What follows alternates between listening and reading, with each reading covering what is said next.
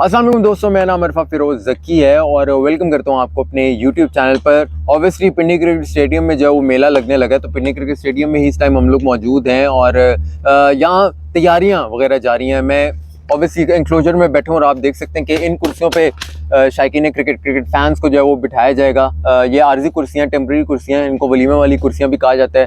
रंग जो है वो इनका अब ब्लैक कर दिया। पहले ये चितकबरी किस्म की हुआ करती थी, लेकिन अब कुछ बेहतर लुक जो है वो आ रहा है।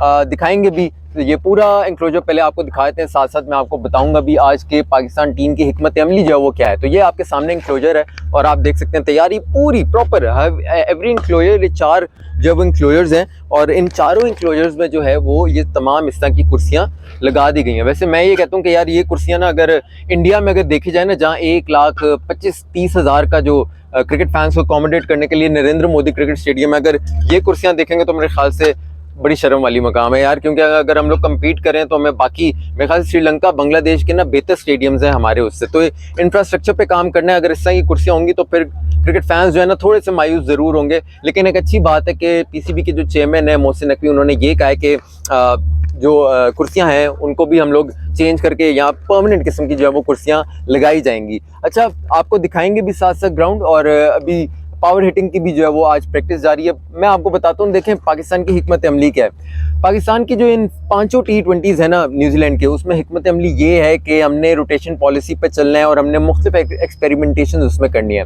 और वो एक्सपेरिमेंटेशन इस लेवल की होगी कि उसमें जो पूरा 17 का स्क्वाड है ना, सबको उसमें चांस दिया जाएगा। सबको कोशिश करेंगे कि सबको चांस मिले ताकि सबको जो है हम यूटिलाइज कर लें। क्योंकि न्यूजीलैंड की जो ये टीम आ रही है ना, ये B, C, D और F, पता नहीं कौन सी ये टीम है, ये उनका फुल स्ट्रेंथ स्क्वाड नहीं है। क्योंकि फुल स्ट्रेंथ स्क्वाड तो उनका भी इस टाइम IPL खेल रहा है ना, उनको नेशनल ड्यूटी की मेरे ख्याल से कोई उनकी प्रायोरिटी अब है नहीं। बड़े बड़े प्लेयर सारे IPL खेल रहे हैं, रेस्ट कर रहे हैं, तो नेशनल ड्यूटी पे उन्होंने डोमेस्टिक के जो परफॉर्मर्स है ना उनको भेजा हुआ है। तो पाकिस्तान को इस पर जो है वो सबसे बेहतर इस पर जो अपॉर्चुनिटी का फ़ायदा उठाना चाहिए। और इसी वजह से रोटेशन पॉलिसी, 17 के 17 खिलाड़ियों को मौका मिलेगा, चांस मिलेगा कि वो अपना जो टैलेंट है वो शो करें और अपनी परफॉर्मेंस बेहतर करें। अब इसका पीछे जो है वो माइंडसेट क्या, आपको साथ साथ घुमाता भी रहूँगा और ताकि आप देखें भी यहाँ और क्या क्या चल रहा है, तैयारी वगैरह आप इधर उधर भी देख सकते हैं। अच्छा, ये जो रोटेशन पॉलिसी है ना, इसमें इवन के बाबर आजम, शाहीन आफरीदी और मोहम्मद रिजवान ये भी रेस्ट कर सकते हैं, इनको भी रेस्ट करवाया जा सकता है। क्योंकि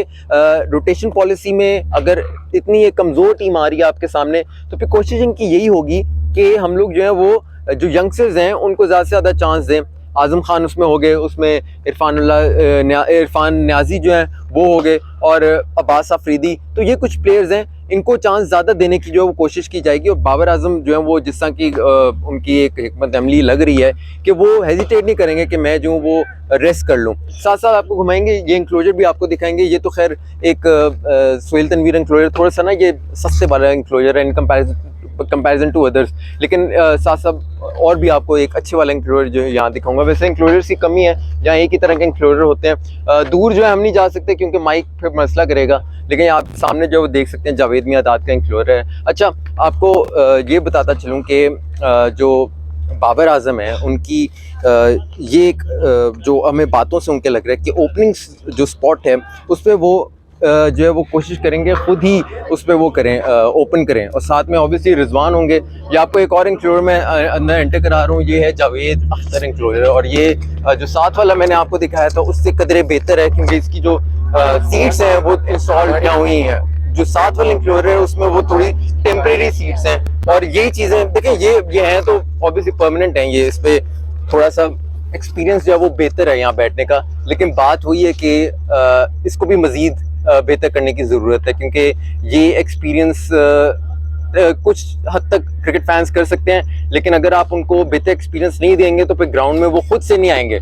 आप 1-2 बार तो उनको बुला सकते हैं, लेकिन वो बार बार नहीं आएंगे। बात हम कर रहे थे बाबर आजम की, तो बाबर आजम और मोहम्मद रिजवान बहुत ज़्यादा चांसेस हैं कि वो ओपन करें इसमें, लेकिन वो ओपन करेंगे शुरू के मैचेस में ओपन करके 2 से 3 में। उसके बाद जो चौथा और 5वां मैच है उसमें एक्सपेरिमेंट हो सकता है। उसमें जो है वो फ़खर जमान भी ओपन कर सकते हैं, साइम अयूब भी उसमें जो ओपन कर सकते हैं, इवन के उस्मान खान को भी जो है वो चांस उसमें दिया जा सकता है। क्योंकि उस्मान खान, मोहम्मद आमिर और जो इमाद वसीम है, उनको इस सीरीज़ में प्रॉपर चांस देने की जो है वो इन्होंने प्लानिंग जो है वो की हुई है।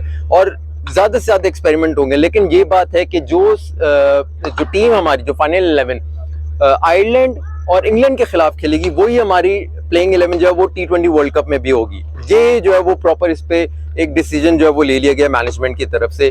और ये एक अच्छी बात है कि जो प्रैक्टिस सेशन हुआ है उस प्रैक्टिस सेशन में पावर हिटिंग पर बहुत ज्यादा काम हुआ है, बाउंड्री से बाहर गेंद किस तरह पहुंचानी है उस पर बहुत ज्यादा काम हुआ है। सारे बैटर्स इवन के बाबर आजम से लेकर शाहीन आफरीदी तक सब ने जो है वो पावर हिटिंग पर काम किया, सब ने बड़ी बड़ी शॉट्स वहां खेली हैं। वो जो कहते हैं ना कि यार पावर हिटिंग में थोड़ी सी कमी है, उस पर बहुत ज्यादा काम किया गया है और प्लेयर्स ने प्रॉपर तरीके से जो बैटिंग है ना उस पर काम किया है। लेकिन साथ में ये है कि ये जो सीरीज होगी एक्सपेरिमेंट किस्म की होगी, लेकिन ये फॉर श्योर है कि पाकिस्तान बहुत ज़्यादा स्ट्रॉन्ग है इसमें।